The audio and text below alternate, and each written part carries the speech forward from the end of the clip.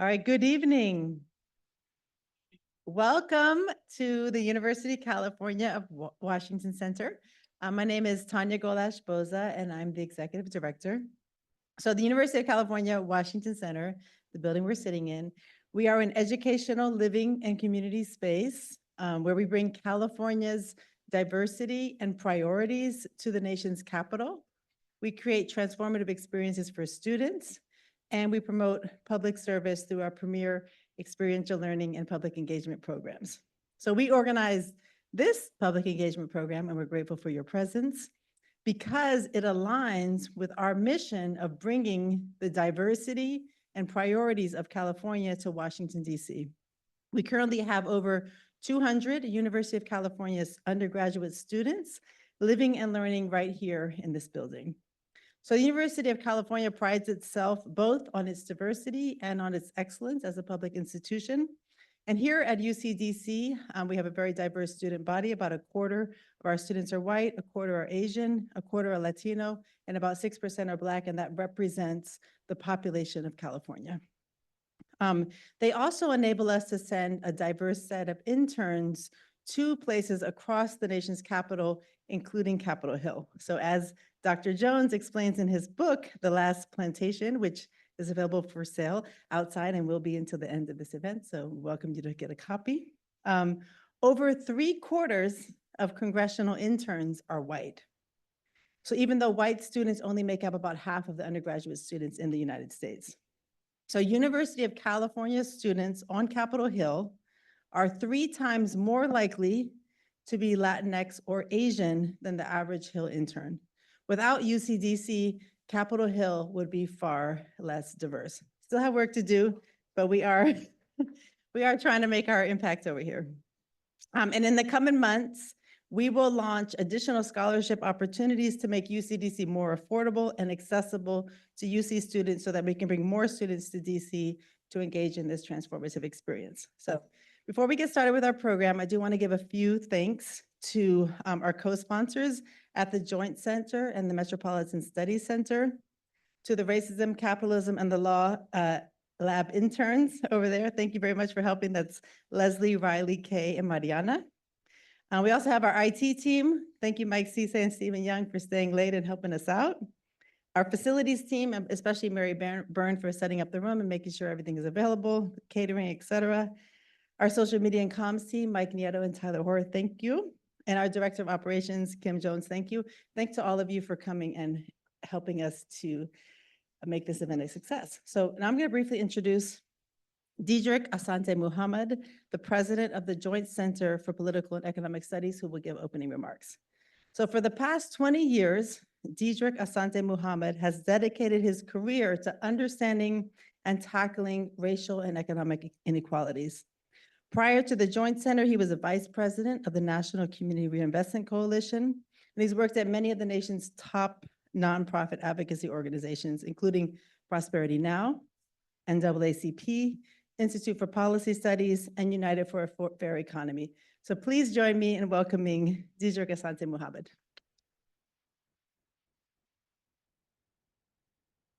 We have some water for you in a cup. Oh, okay, very good. Thank you.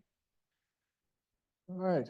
Well, thank you. I'm very glad to be here. Actually, one of the reasons I'm glad to be here, I was just explaining this, that for this past 20 years, I have utilized the UCDC intern program, whether it's at the NAACP, whether it's at Institute for Policy Studies, Prosperity Now, NCRC, and hopefully soon at Joint Center, have regularly had interns almost every semester. I've had interns from UCDC, co-authoring op-eds, helping do research on papers. So I'm glad to be here and have been utilizing UCDC for the past couple decades.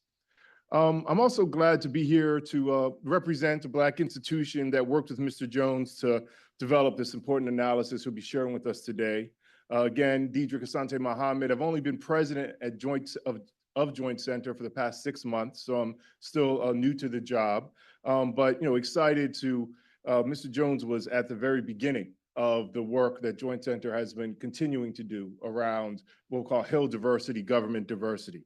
A little history of the Joint Center. Joint Center for Political Economic Studies was created to assist a new group of African-American legislators emerging from the increased Black representation that came out of the Black freedom struggle of the 50s and 60s and the subsequent Voting Rights Act. We have a rich history of supporting Black elected officials and highlighting how policy affects the African-American community.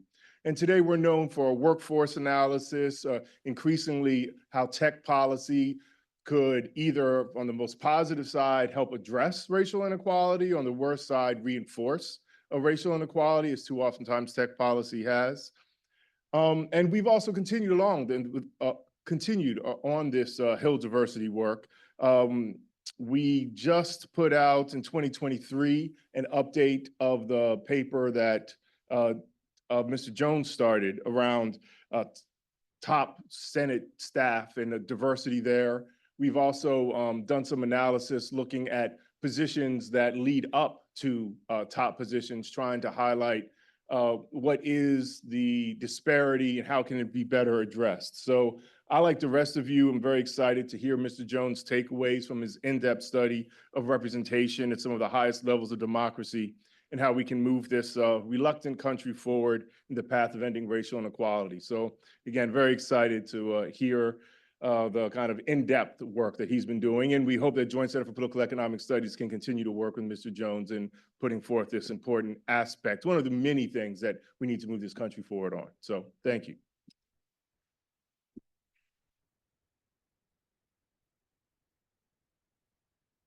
Thank you, Mr. Asante Muhammad. Now I have the great pleasure of introducing Liz King, who will then introduce Dr. James Jones. So Liz King is the Senior Director of the Education Equity Program at the Leadership Leadership Conference on Civil and Human Rights. The Leadership Conference is a coalition charged by its diverse membership of more than 240 national organizations to promote and protect the civil and human rights of all people in the United States.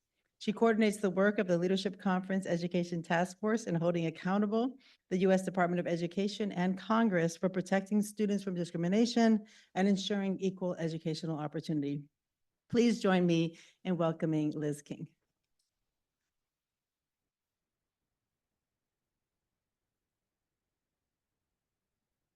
All right, thank you so much for doing this and for inviting me. Okay, let me talk about James. Dr. Jones, tenured professor who just got carded, by the way. James R. Jones is an associate professor of Africana Studies and Sociology and the inaugural director of the Sheila Y. Oliver Center for Politics and Race in America at Rutgers University, Newark. Dr. Jones is a leading expert on congressional staff diversity. He has authored 3 groundbreaking policy reports on racial representation among congressional staff. His research demonstrates how people of color are underrepresented in both top and junior staff positions on Capitol Hill. His first policy paper documented the underrepresentation of racial minorities in top staff positions in the Senate.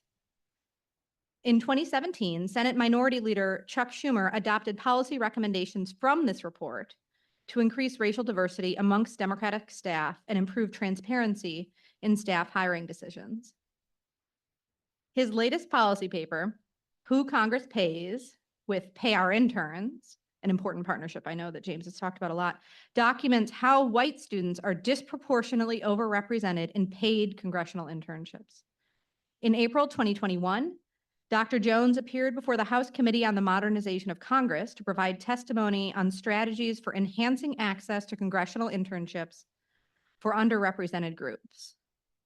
In recognition of his pioneering sociological research and significant contributions to public discourse, Dr. Jones was honored with the prestigious Public Sociology Award by the Eastern Sociological Society in 2024. Dr. Jones' research has been supported by the National Science Foundation and the Dirksen Congressional Center, as well as various prestigious fellowships from Columbia University, Duke University, Princeton University, and Rutgers University. His writing has been featured in esteemed academic journals such as Du Bois Review and Sociological Forum, alongside prominent appearances in public outlets, including Teen Vogue, The Daily Beast, Newsworks, and In These Times. Moreover, his research has garnered attention from major media outlets such as NPR, The Washington Post, Time, and The Atlantic. Raised in Philadelphia, Dr. Jones is a proud member of the 264th graduating class of Central High School. He attended George Washington University, graduating cum laude with a major in political science and minor in sociology and Africana studies. He earned his PhD in sociology from Columbia University in 2017, where he was honored with the Robert K. Merton Award for Best Dissertation and the Daniel Bell Award for Best Contribution to Sociological Research on Public Policy. Dr. Jones resides in New York City with his husband and their beloved dog, Mrs. Carter. So with that, I will bring up Dr. Jones. I don't have a transition plan, but bring it away.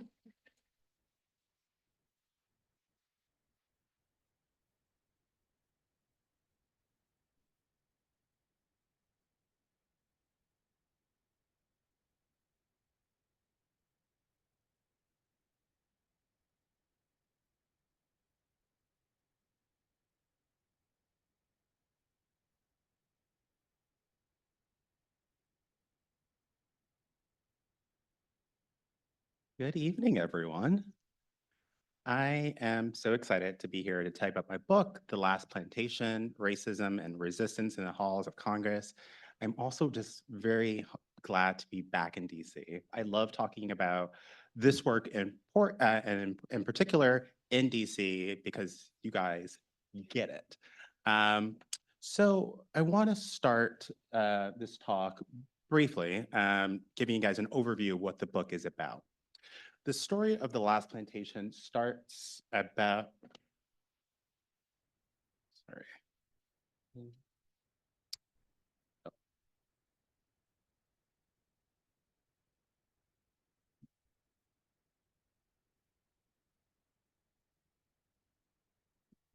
So the story of the Last Plantation starts 6 decades ago. It starts in 1964 when Congress passed the Civil Rights Act of 1964.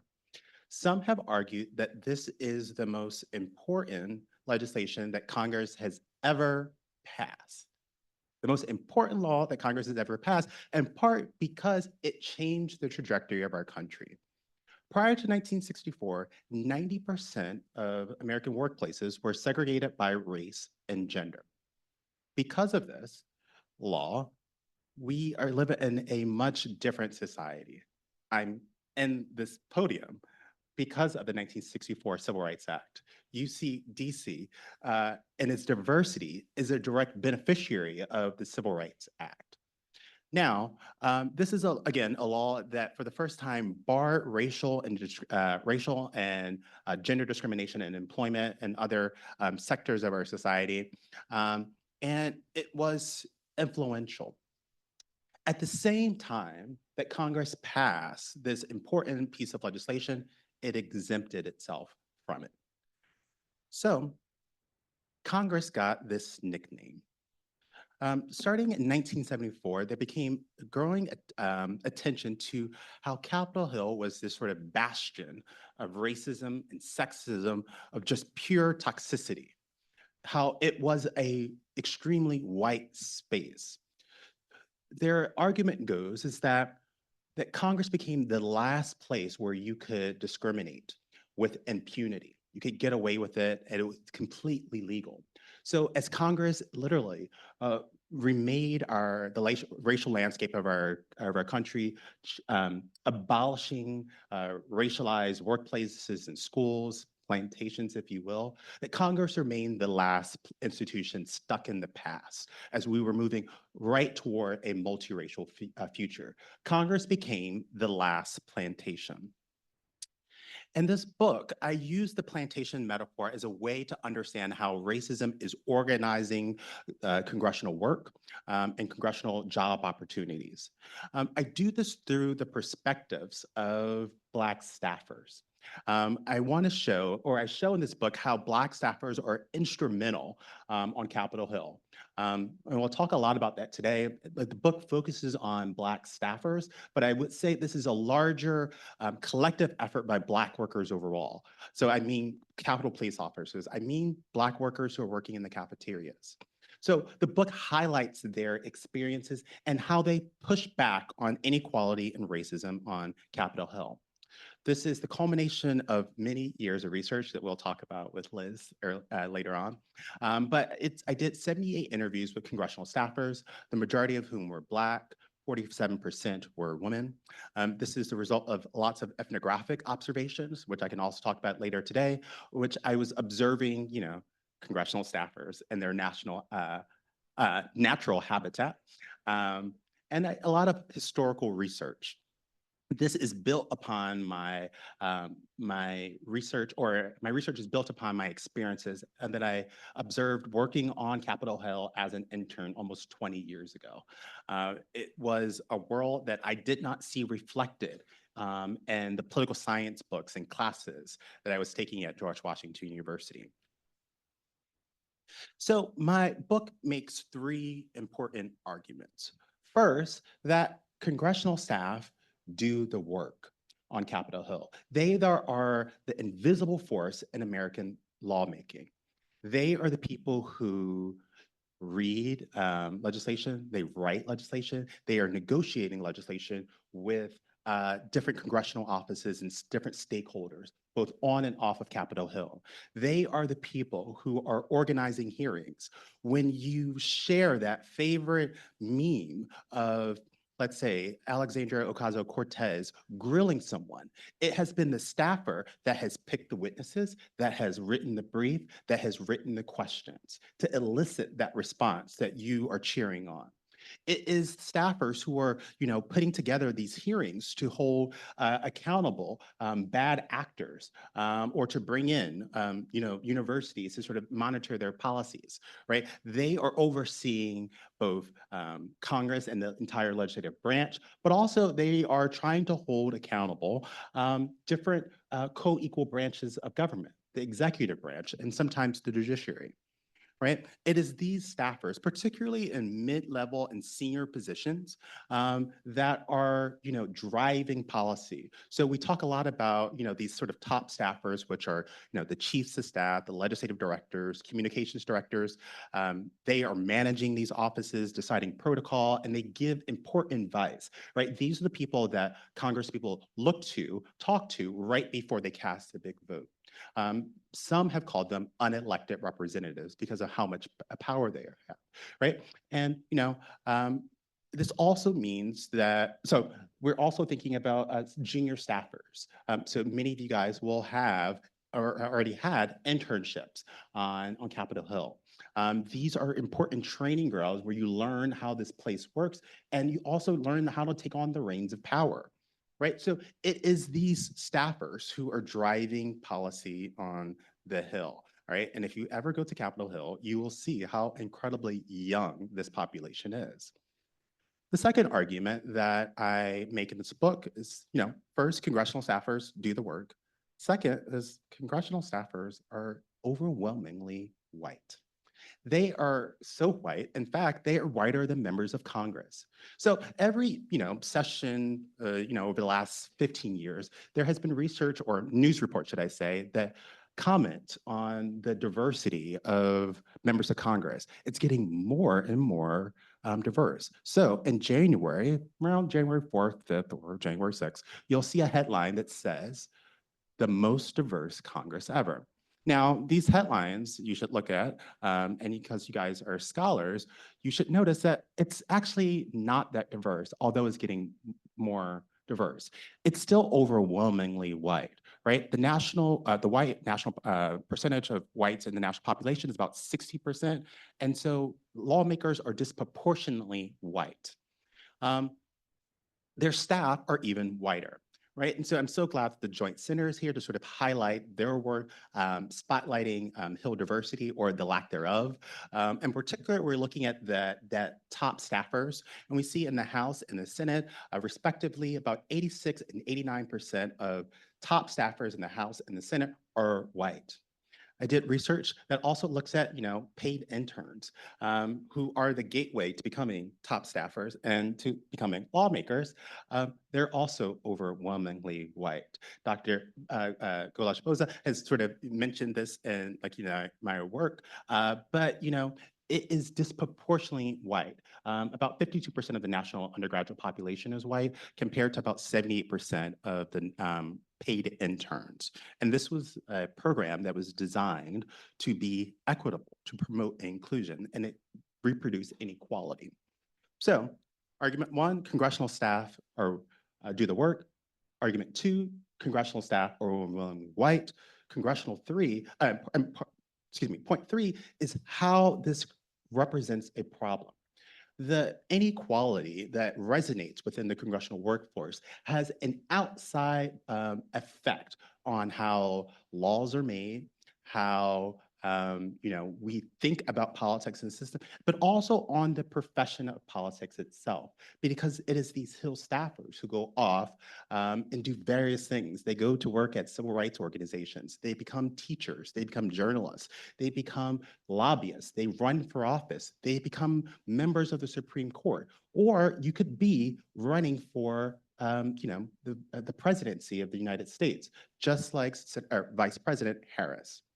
So this leads me to think about, how does race, gender, and class shape opportunities and shape work on Capitol Hill? I developed this concept of legislative inequality to sort of bring attention to both the implicit and explicit mechanism of what I would call this sort of inequality regime, really showing how this is driven by insular hiring practices based upon who you know, this really opaque management style where we don't really know how Congress operates. And there is a lot of segregation and both in how staffers interact and how that resonates in their work.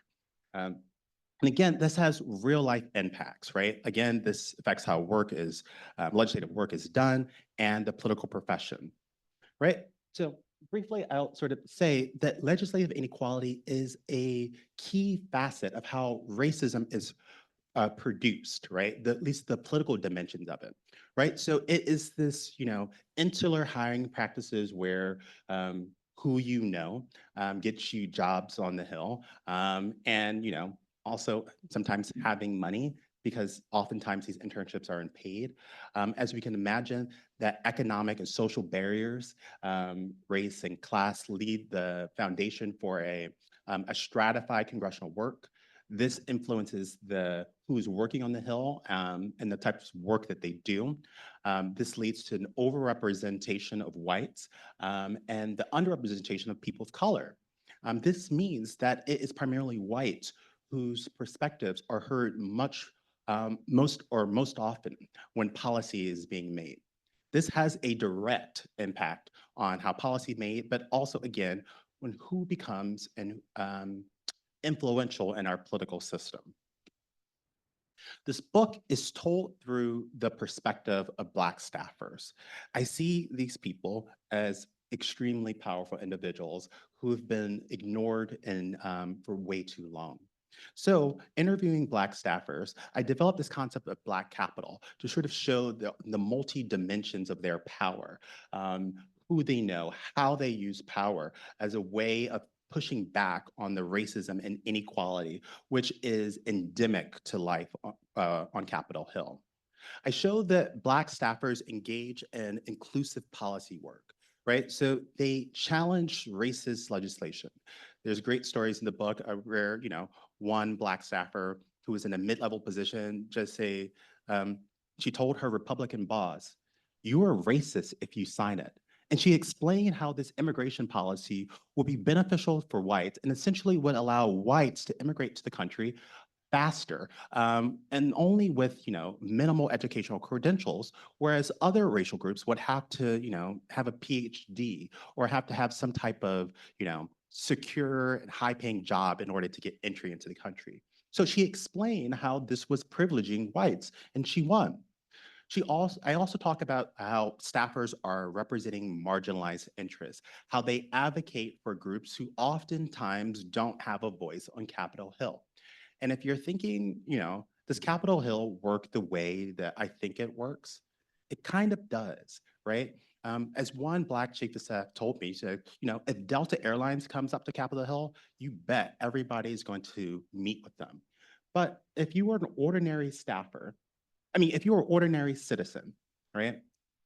do you know how difficult it is for you to be able to sort of schedule a meeting with a staffer? Right? So he made time, no matter whenever a Black or Latino constituent came, he would meet with them as the chief of staff, right? So this was the important part of his identity. And then they also work behind the scenes promoting inclusive hiring practices, right? I was telling Dietrich from the Joint Center that, my first report looking at the lack of Black staffers or staffers of color in Capitol Hill, particularly in the Senate, was actually the result of the machinations of political staffers. They saw the Joint Center as a vehicle to sort of, highlight this problem, and then they were getting pestered by this young kid talking about racial diversity and doing his dissertation work. So they put us together, and we got this report done. When this report came out, it was an exclusive in the Atlantic and the Washington Post. I got credit, the Joint Center got credit, but the credit was really belonging to Black staffers, right? They were the people, again, working behind the scenes to show how this is a problem, right? And so again, when you're seeing a Joint Center report, this is why it matters, right? Because Black staffers are trying to do the work that all congressional staffers should do, right? Engage in what I call inclusive policymaking. They should actually, be engaging in democratic work. But oftentimes, because of how our institutions are built, that doesn't happen. So I want to end just on a positive note. So as someone who studies racism, oftentimes you just feel down after reading something. It's like, oh my goodness, this problem is unbearable. It's always been here. It's not going to change. But that's not the way that I see the problem of legislative inequality. It's something that we can actually confront, and which there has been a lot of movement on in the recent years. So I have 4 ways in which you can sort of challenge racism and inequality on Capitol Hill. First, we need to increase data transparency. There is no data about who works on Capitol Hill. We don't know about pay inequalities, staffing decisions, right? So it relies on, work from like myself or from the Joint Center, which is great, but we can only see a small portion of what's happening on the Capitol Hill. Capitol Hill is large. It is over 20,000 workers, right? When I do my policy papers, I'm doing really sophisticated analysis of my students. I'm looking up their names and I'm trying to find a photo of them. And I can do this, but it's time-consuming work. To look at 4,000 students, it took me about 8 months with my students to do this work. This is work that could be easily solved if Congress just collected data on their workplace. And the idea that Congress is the last plantation is that it plays by its own set of rules. And when you're applying for a job and you get hired, hopefully, you sign up on all of your personnel forms, you indicate your race and your gender. You ever wonder why you do that? Because Congress mandated it. It's because of the Civil Rights Act of 1964, which Congress exempted itself, right? And it's from this data that we get to hold corporations and universities accountable for having a student body or a faculty or a workforce that reflects its communities. We need to empower Hill workers by paying them, living wages, but also giving them the ability to unionize. Again, Congress has exempted itself from the right for its workers to unionize. But we also need to think about legislative inequality as an important component of racial justice, right? So as we are thinking about all the other components of racial justice, we must think about this too, right? Because all those solutions need to come through Congress. And if Congress has a majority white workforce, we can't really have confidence in that these solutions will be the right solutions, that they've been thought out, that they will actually help the intended groups that they're supposed to. And there's a role that universities can play. Of course, scholars like myself should be studying this much more deeply, but universities, particularly public universities and HBCUs and SIs, should be, building programs like UCDC to leverage their diversity and use it to infiltrate Washington politics on Capitol Hill, the White House, and throughout this vast sector. There is something that is so special about DC because of its location and its location in American politics. But what happens here has this sort of reverberating effect throughout the country, affecting over 330 million Americans. So we need to think about how inequality that is resonating here, moves outwards. So I am excited to, be in conversation with Liz King, and we can sort of talk about our shared history and how we became, really, really good friends. Thank you.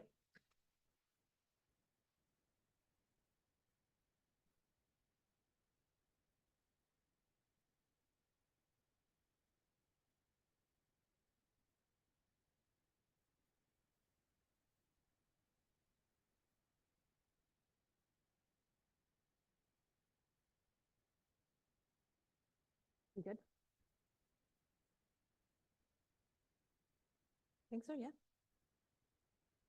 Okay. Okay. All right. Well, thank you, Dr. Jones, for sharing about your book. I'm sure if anyone has not yet purchased it, they will be doing that outside before the end of the event. So I think you sort of alluded to this. The first thing we should talk about is how we know each other. So it's interesting, I work in civil rights now, and certainly all of this, I'm a federal lobbyist. I lobby on federal legislation around race and discrimination and around civil rights. And so it's super relevant to me who I'm lobbying. So all of this work is super relevant to me professionally. But I'm primarily here because we've known each other for a really long time, and I knew you as a child. So go ahead, James, and tell the good people how we know each other. So, all right, can you guys hear me? So I did my internship on Capitol Hill in 2006. I got picked to be in my hometown congressman's office, Congressman Shaka Fatah. Now, if you read the book, and I encourage you guys to buy it, the prologue tells the story of how I came about this book, which was through my internship. I tell the story of working in two offices. One was a Black office, and it was Congressman Fatah. I talk about how this was a spectacular experience. It's one in which I was seen. I learned so much about what racism was. I learned how to write. I got to take on projects. And these are all the things that you want in a really, really good internship. And then I ventured off after like 2 years of being in that office, and I did other internships. One of my internships was actually 2 blocks down the street. And I had the Hill bug. I was like, I need to go back before I graduate college. And I went back to work for another congressman. It's also my hometown congressman because my mom had moved. This was a white lawmaker who shall remain nameless. But it was not a great experience. I didn't feel seen. I felt invisible. And I dreaded coming to work. And for the Hill had been a place where I loved. I was answering the phones and like responding to constituent letters. And granted, these are things you do as an intern. I had never done them in my old office. I had like a lot of substantive work responsibilities. And so I didn't write this in the book. I left early. I told them I just got into Columbia. I'm getting my PhD. And one of the faculty members wanted me to start a research project immediately. So I ended my internship. It was early because it was like that bad. And so, everyone's been fascinated by this story. And it was like, oh, like there's a lot of tension on like the white office and the Black office. And I think there's a lot of assumptions about who was working in the Black office. Little do you know, it was Liz. So Liz was my intern supervisor, and who I learned about racism.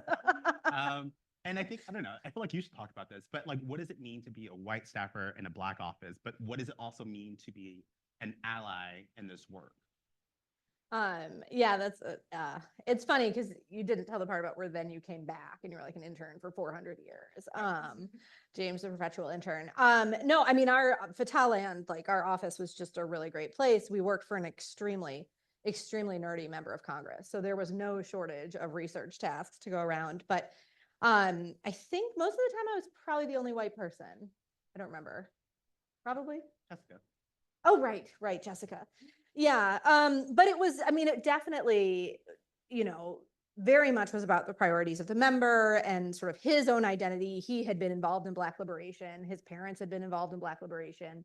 That was really important to him. But it was also just really, really important to the staff, this sort of centering Blackness in a congressional office. And I think, and I tell this story a lot because I think there's this idea that in the context of centering Blackness, there is no room for white people. And that's actually not what anyone has ever said. It's just what's your starting point, what's the baseline, right? And yeah, I mean, it was, you know, like one of the stories that James told, we were, Lindsay, another colleague of ours, we were walking in the hall and she like nods at this person. I'm like, do you know them? She's like, no. And so that for me was this introduction to the signaling that was going on among Black people on the Hill. And so that James and I talked about that a lot, and that, you know, it made it into the book. And I definitely want to ask you more questions about that. But yeah, I mean, I think that identity, the centering Blackness in our office, was just foundational to the policy work that we were doing and foundational to how we were thinking about the problems that we were meant to be solving. And exactly to your point in the book, we had a lot of discretion to decide what were we going to focus on, what were the kinds of remedies we were going to be thinking about, what were the kinds of problems we were going to think about, how were we going to think about them, where are the alliances and partnerships we were going to be building. So Wait, can I just yeah, add yeah, something? yeah. So again, I just want to build on what Liz is saying. Like our offices was an incredibly Black space. So, you know, I talk about Congress in the book as I see it in black and white. Like you can be in the hallways and you just feel the whiteness. It is overwhelming. I mean, literally, the paint is white. You're walking in the Capitol. It is a sea of white bodies. You're looking on the walls, looking at the statues. Whiteness is reified. So you feel this whiteness. And then you step into our office, and it was the opposite. It was a space of Black power, right? So to go back to, you know, like that concept, Black capital, which is also my Twitter name, it comes from being in this office, right? In which, you know, I realized that, you know, it was sort of this enclave of Blackness where we could sort of act out the sort of resistance, where we could sort of challenge oppression and inequality where it happens. One of my like memories of the office, and again, like I love this office and I would go back there even when I was not an intern. I remember going back to the office some point. There was a party. We got Indian food. Mhm. And we brought it back to the office. Mhm. And I remember we were eating in the rep's office. And, you know, if you've ever been to the Capitol Hill, we were in the Rayburn office. But the Rayburn office has a reputation of being really, really nice. It's really, really spacious. And our office was nice. It got redone. And our office was particular. So Congressman Fatah sat on the Postal Committee. And particularly, he sat on the committee that was like in charge of like commemorative stamps. So our office was pictures of the rep. It was pictures of African Americans who made notable contributions to this like society that were on stamps. So that was our office. And then it was a sea of Black bodies. In his office were pictures of the two first African Americans who served in Congress, right? Representative Rainey and, you know, as one of them. And I remember going back into this like space, and it was like this aha moment. I was like, oh, I'm this young Black kid, the first in my family to go to college. I'm sitting in Congress eating Indian food, and my Black lawmaker's office, and Black lawmakers who served in Congress in the 1870s are staring down at me. It was just a very Black space. It was so affirming, and again, a space which you can act out and challenge oppression, right? And so again, no one talks about that when you're talking about Capitol Hill. You just see the whiteness. And so part of the emphasis of this book is to tell how this is a Black space which, you know, Black people help build, right? The person who put the statue on the top of the Capitol dome is because of an enslaved person named Philip Reed, right? So like, it's also about reclaiming Congress as something, as a space for all of us. Yeah, I will say, like I shared in our, you know, group text with all our Fatah office alumni. I mean, the sort of pride in your work and the work that you've done, I think, continues, and we just see that so much as like all of how this cultural capital works, and that like this work is not just about you because you don't get the privilege of the work being just about you, right? Yeah, I wonder if you could talk more about the sort of the differences between our office and the other office. And I'm curious, like, did you raise these topics when you're in the office? Like, what was the conversation about race? Like, what did that look like in that other office? So I was 21 and I was just 21. I hadn't found my voice and I didn't feel empowered to find my voice. I don't think they knew my name, to be honest, right? Like, I could reach out to anyone in our office. Everyone knew me. People in the district Yeah. office knew me, right? It's like, oh, this is James on the phone, right? Great. I don't know them. They don't know me. It's like, no, Mariah Carey, I don't know her, right? That's how it was. And so there just wasn't a space. And like, again, like, I think this is an interesting note about how racism worked. They weren't mean. It was fine. It was professional. The member was nice. I, had a lunch with her at some point. Again, maybe she could pick me out when I was in a hearing. It's like, oh yes, that file. But again, it was like, you guys like saw me, right? And so again, Liz had me doing like very like substantive stuff, right? So I was writing Dear Colleagues, right? Which is letters, which is getting other members and civil rights organizations to sign on our legislation. I was doing event planning, right? I was like, where it's not like, oh, staff this, but like, all right, James, you are a thought leader in this office, right? I was like very much an equal. My desk was as big as yours as an intern. And so like, again, it was about being seen. And I think that should be the norm. It just isn't. And, yeah. I would. Yeah, so let's talk about, you had this internship experience, you were learning a lot, observing a lot, asking a lot of really important questions. What was the transition for you like to going from, and thinking about ethnography, thinking about being an observer and becoming a researcher and formally engaging in this academic process?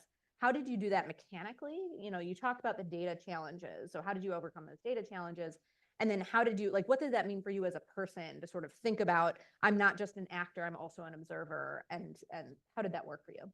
So, I mean, the process of doing this book was like fascinating. There were lots of challenges that you might imagine talking about racism on Capitol Hill. So it was interesting. So I started this project in 2010 when I started my PhD at Columbia. And, I decided to go back and study Black staffers. I had the support of my, my faculty members. And, I think one thing like I want to sort of pull out from the book is how does Capitol Hill work? Which is politics is relational. It's based upon who you know. This matters for getting a job. This matters for getting a room on Capitol Hill. This matters for getting legislation passed. It's all about who you know, the connections that you have. In this instance, it also applies to research. One of the things that I think is particularly fascinating is that, I went to Columbia. There is some prestige there. People on Capitol Hill do not care, particularly when it comes to research. What mattered was who you knew on the Hill, right? So it mattered that I had worked on the Hill. I would mention I'm a former intern, but oftentimes, getting out started, that wasn't enough. So I had to rely on my relationships, i.e., someone like Liz, who would use her her social capital, her political capital to say, I'm going to vouch for James, and like say, hey, my former intern is doing his dissertation on Black staff. Would you talk to him? And then I would sort of build up there, and I would get a name for my own. One of the interesting things, particularly about ethnography, and you were there, so this is so funny, having this conversation with you. So remember, we went to African-American Women on the Hill. We went for a Black History Month program. And so, part of my ethnography had been going and observing Black staff groups. I wanted to see how they were organized, how they were strategizing, how they were building up a community of staffers to sort of, again, fix this issue. So this one was, a regular Black History program about a Black History Month event talking about Black history of Congress. And so someone asked the question, it's like, oh, this is great that you are talking about African Americans in Congress. You've just talked about members of Congress. Is there any research on staffers? And that House historian, he says, oh, there's not. And I think, I'm not sure if it was a historian or one of the organizers, like, yeah, but there's this kid who's doing research on it right now. And, as an ethnographer, I'm trained to be invisible. But like, I just hadn't thought through that, like, hey, I'm the Black man, the sole Black man in this room of Black women. I'm very visible. And they were like, there he is. And I'm also with you. Like, so, yeah, it became like, it was very challenging, I would say, at first, because I got a lot of rejections. Trying to study Congress in different ways through surveys or through interviews, and it still remains challenging. But the way that I'm able to do that is through my relationships with staffers, and also in part, I would say Black staffers. I was amazed who would say yes to me, and oftentimes when they're very senior, both on the Hill and they left it, they were like Black staffers, right? And I think, they saw a problem and they saw me as a way to sort of talk about this issue. I tell the story in the book of meeting with a very senior Black woman in the Senate. And I can't even say anything more than that because the Senate is so white. If I go any further, you will know who that person is. And I don't use real names in my book to protect her confidentiality. But I say, hey, can I talk to you? And it was the week before a July 4th recess. And so you know how busy that period is. That is a moment where everything is trying to get done. They're trying to pass bills. Members really want to go home. And if you are a senior staffer, you are trying to get them out of the door because you want to enjoy your July 4th holiday. And I made the mistake of saying, oh, I can't meet next week during the recess because I'm going home, be with my family. Just like, okay, let's meet on Friday afternoon, which is, again, unheard of, right? So it's her taking out time in an extremely busy moment. And, I had mic'd her up and we're sitting in the Senate basement. And I remember her distinctly just holding the lapel microphone very close to her and talking in whispers because you didn't know who was be picking up this conversation. But it was so important for her to sort of tell her story and tell the story about how racism is, foundational. It is an organizing factor to how Congress works. But she made time on her schedule to talk to me to do that, right? And again, I think it's about relationships, but I think it's, again, also about the power of Black staffers to use their influence in however they see to address this. Yeah, I think we're going to transition to Q&A from the audience. I think that's just such a good story that talks about how subversive this work is and how important it is. And yeah, so thank you, James, for all the research, but I'm sure other folks in the audience have questions too about the how and the what and the what's next. Yeah, so we have about 10 minutes for questions. So raise your hands and we'll bring over the mic. First, thank you so much for being here. I really appreciated the presentation. You talk about the subversive nature of this work, and with any work that you have to do kind of in a clandestine manner, there are people who try to shut that down. Did you experience that? Essentially, stay in your place from the white members or other white staffers? You talked a lot about the support you got from the Black staffers. I'm just curious about the response on the other side. So I'll answer this in two ways. So I think, I did get rejections from white staffers. I mean, it's just a rejection off the bat, right? No. All right.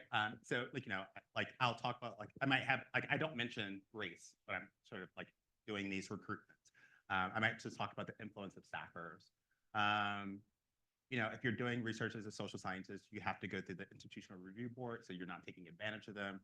Sometimes, staffers would look this over as oh, this is a contract. Am I supposed to sign this? Will I get in trouble with my boss? Do we need this? Do we need this, Mike? Let's just talk off the record. So that happened a few times.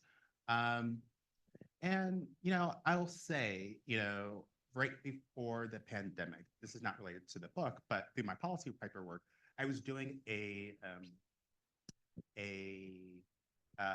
policy paper on congressional interns and trying to understand the racial makeup. Again, there is no data on this. And so I was serving Capitol Hill. We went to 100 office. I took 2 students with me.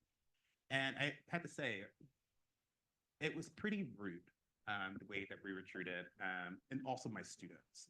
And I was so proud of them because they were so professional. But I'll say we got ran off of Capitol Hill by staffers, by Democrats. And there was a email chain instructing people to not talk to us. And there has been a common refrain, I think particularly over the last couple of years, in which members of Congress and their offices will say that we don't participate in social science research. But this is a way of them not being held accountable and being opaque. But yeah, it happens. And it's still very challenging to get this data. Oh, yeah. Mr. Jones, thank you so much for sharing your this lecture. Because when I started my internship in the Capitol Hill, I have the totally same experience and same observation, because I feel the Capitol Hill was just so white. And also this is my first time being in DC, but I feel like when I go outside, go to the grocery store, actually so many workers that are black. But in the Capitol Hill, just totally different. So I have several questions. Do you think what's the difference of this situation in the Republican's office and also in the Democratic office? Is there any difference in these two parties? And also, will this be a bipartisan effort made by the two parties to solve this problem? And what can you see as the biggest challenge when you try to change this situation? Thank you so much. So I would say that this is not a Democrat or a Republican issue. It's not a partisan issue. It's an institutional failure.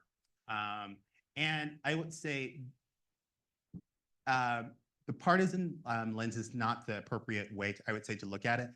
You have to look at it in white and black, and you have to look at it in color. So the diversity that you see on the Hill is because of Black, Asian, and Latino lawmakers. White lawmakers, their offices, whether they're Democrat or Republican, they look the same. They're white, right? So part of the call to action needs to be from us, from lawmakers of color, to hold their white lawmakers accountable for having the diversity that reflects their districts. That's a little bit different on Republican side because of gerrymandering, but when we're thinking about diversity, white Democrats' offices are extremely bad. I think that's why there's such resistance to this work, to doing this, because Democrats are going to get shamed because of their bad hiring practices. So yeah.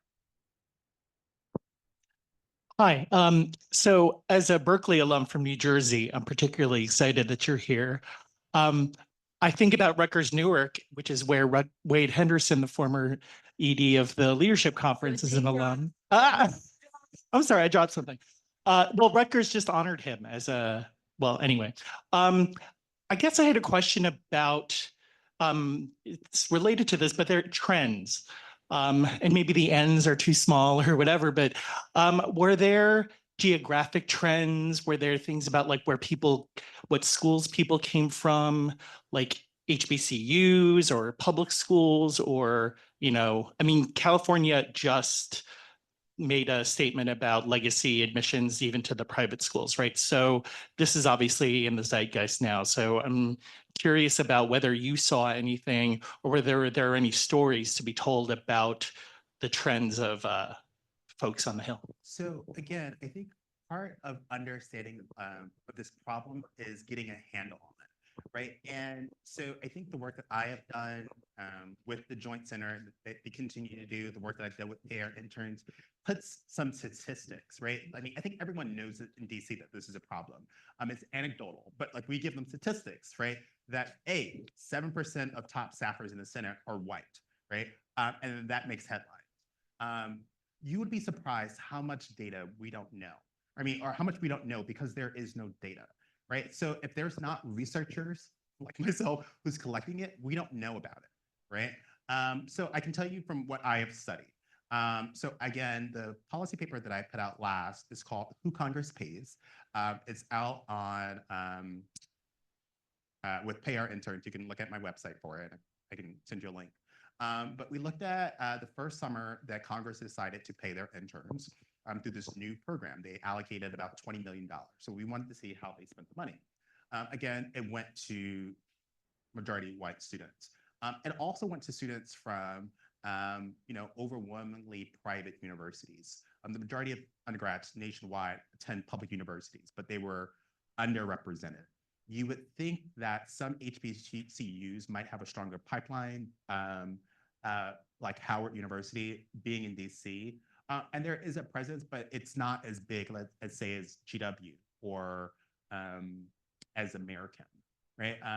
And I think, there is other institutions, particularly private institutions, that just have way established programs. So talking this a lot with people here, I've been noticing all the universities having their buildings here.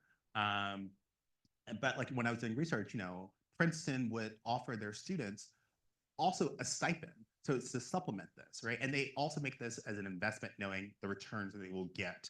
But other public universities or HBCUs can't do that, in part because of their financial challenges they are facing. But yeah, I'd say, there's like limited information, and like it's just really hard because no one is collecting this, and it's really hard to do so.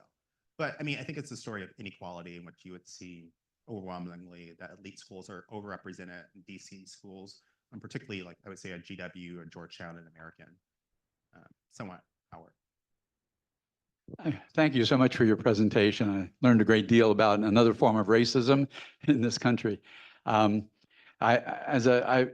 Howard University, where I teach, we have a program on community development, which includes an internship component. And one of the things that consistently has annoyed me more than anything, consistently annoyed me, is that we constantly get asks from Congress for unpaid interns to come down. And of course, the students are not well off like in some of the other schools. So we usually don't succeed in placing them. So I wanted to just reinforce that point that you've been making. And I also want to pick up on a word you used earlier, which I thought was real important. You talked about how this problem on the Hill was foundational. The racism essentially was foundational. I was wondering, though, to me, the foundation goes even deeper, really, of which this Capitol Hill thing is sort of the peak or the tip of the iceberg, perhaps. I was wondering, to what extent can you think of ways that we could address the broader questions of the foundational racism that we have in the United States, and how that links back to your study on the actual tip of the iceberg? Yeah, I talked about this in the book, where it is that, Congress is this producer of inequality. It is also exacerbating inequalities that exist, right? So, class inequalities, racial inequalities, right? I think, how do we address that? I think there are a number of different proposals. I think the thing that, again, I would highlight is that Congress is supposed to be the mechanism to address this. It doesn't. Because of its own dysfunction, its polarization, the fact that, we're talking about internships, and like the fact that so many are still unpaid, Congress doesn't invest in itself, right? It woefully underfunds what the legislative branch should be operating at. This means that outside interests get to dictate the interests of Congress, or the Supreme Court or the executive branch pick up a much more of the legislative functions of Congress than Congress actually doing its job. I think the point that I, again, make is that Congress should be the leading institution in this. It is the first branch. Instead, it's operating as the Last Plantation, right? So Congress needs to address that problem, right? It cannot, it can't like necessarily fix the country if its own house is in disorder, right? So Congress needs to focus at home first and presumably where it has its greatest power, right? So part of the reason I think this is so important is because I think Congress has, again, thinking about this metaphor of the last plantation, Congress has the ability to do something really important, which is to model the democratic principles that it seeks to find out in the world, but also to model what our country should be looking like, what workplaces should be looking like. It should be offering paid internships with a living wage. It should be paying their staffers well. It should be investing in paid leave, right? It should be doing all those things, right? The idea that Congress is exempt from these rules is this really deep irony, this double standard that is like, that's troubling, right? And it's like, if you can't follow the rules, why are you making us follow it? But like, I think if you were to flip this, Congress should be setting the example, right? And again, that's how I think I see change actually enacting, that it's like lasting. Thank you so much. We have one question from the chat that I'm just going to read. And this is from John Adeleke, reaching out to us from University of California, Merced. Woo-hoo. All right. So John says, thank you, Dr. Jones. My understanding is that political corridors like the Capitol are coordinated and often performative spaces. Folks in these spaces tend to gatekeep information and give quote unquote political responses. In terms of methodological approaches, what are some of the nuanced features of the Capitol as a social space that informed and guided your data collection and interpretation approaches? Yeah, I mean, again, I think thinking about this methodologically, I think, so I wanted to make sure that I talked to everyone. Not like everyone, but I did this thing.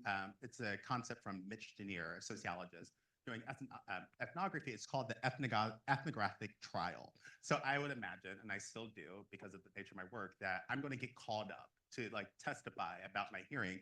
And so I want to make sure that I've like, covered my bases, right? That I've talked to Black Republicans as well as Black Democrats, that I've talked to the interns as well as the chiefs of staff. So I thought about that methodologically, but I think also, I think just seeing people interact and observing them to the extent to which I could, be invisible, was a way in which I would sometimes just like, pick up on things and like say, hey, I know you actually don't believe that. I've seen you do something else. So it was a way of sort of, offering a nice check and balance to what people were saying in, I think, their interviews. But I was there as well. Thank you. We have one last question, and then the rest of you are going to have to ask your question to Dr. Jones at the reception. Thank you. Well, I'm glad I'm having the last question. Hi, my name is Idil, and I'm a student at the University of California, Berkeley. And living in California, I wasn't able to learn. I mean, your book was really inspirational to learn about the racism that's happening within Congress. And I think my question is really, you're using academia as a tool to be able to talk about the issues that are happening in Congress. And so I want to know, how can constituents or even us or everybody in the room, how can we help? Like, how can we act? How can we put pressure on congressmen to deal with racism that's happening? You talk about how Congress is dysfunctional. It's hard to be able to solve it, but like, how can we solve it? This is a good final question. So I think one of the things is that asking political candidates who they have on staff should be a routine question. And again, it's about looking at home first, seeing how they treat the people closest to them before like they're saying they're going to help, right? And so if you treat your staff in a really bad way, what makes you think you're going to like help me out?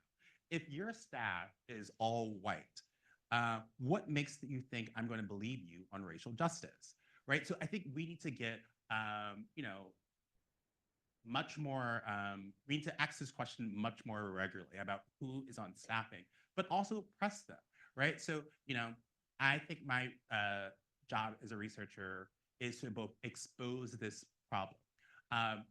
And then I also do public policy work, which is I write in a way that people can understand and that is accessible. It's not behind a paywall, in part because I think it's important. So, I'm writing policy papers because I want you guys to read them. And then when you guys read them, I want you guys to do something about it. I want you to contact your congressman. So how does your office look on this list? This is something I can't support. And, I'll tell the story just really quickly. In 2015, I wrote this paper for the Joint Center. Again, got lots of attention in the Beltway news cycle. And then it kind of just went away. And then a year later, this is chapter 5 in the book. I tell the story. So a year later, it got sort of rediscovered by Black Lives Matter activists. And then they saw a moment. It's like, oh, Harry Reid is about to step down as the Senate Democratic leader, and Chuck Schumer's on the rise. So they started camping out of Chuck Schumer's office and said, we want you to do something about Senate diversity. So what did he do? He read my report and picked up my recommendations. So since 2017, the Senate Democrats have voluntarily been releasing their own data about who they hire in their offices. Now, this data is not the best. I would present it differently. I would make it a little bit more disaggregated. So we are not including DC staff and staff back home. A lot of times senators or members want to promote diversity back home, and those positions of power, but that diversity should also be on Capitol Hill. We also want to see what types of positions they're allocated in. But it's imperfect, but it's there. And we can see a lot. So my favorite example is from 2020 from then Senators Dianne Feinstein and Senator Kamala Harris. So California, right? And we talked a lot about the rich diversity of California. Senator Harris's staff looked like California. It was about 60% of people of color. Senator Feinstein's office did not. It was about half that, right? So it was about 70% white and 30% people of color. Now, you guys should use the data. So we've done the analysis, we've pushed them, but you guys have to then hold your lawmakers accountable. And I have great faith in this new generation that you guys will bring the heat to them. And in part, the only way you get to change Capitol Hill is you got to kind of shame them in a way. So do with that as what you will. Thank you. Let's bring the heat, bring the applause. Thank you so much to Liz King and Dr. Jones. I really appreciate. And we want to create this as a space for engagement, for conversation. So we do have a reception outside, and we welcome you to join us. Thank you. And buy the book. And oh, yes, and the book is available. Thank you, Liz. The book is available for anyone that would like to get a signed copy. And we're going to get a photo up here. Yeah, there we go.